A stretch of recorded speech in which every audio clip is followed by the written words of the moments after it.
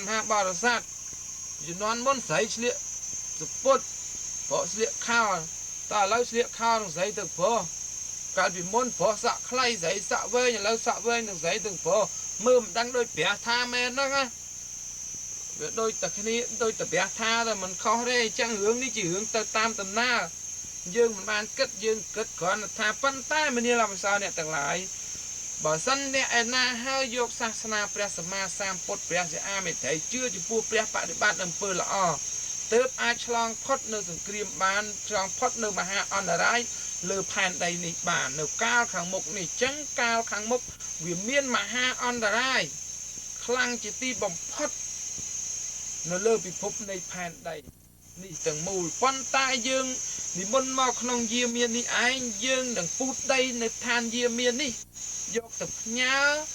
អ្នកស្រុកឋានកណ្ដាលយកទៅផ្ញើអ្នកស្រុកឋានកណ្ដាលយើងនឹងពូតដីនៅឋានយាមាននេះទៅ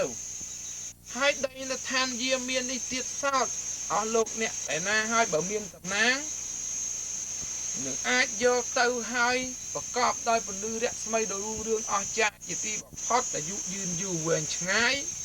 នាំតំណាងនាំកុសលផលបុណ្យយកមកឲ្យនាំអំពើល្អយកមក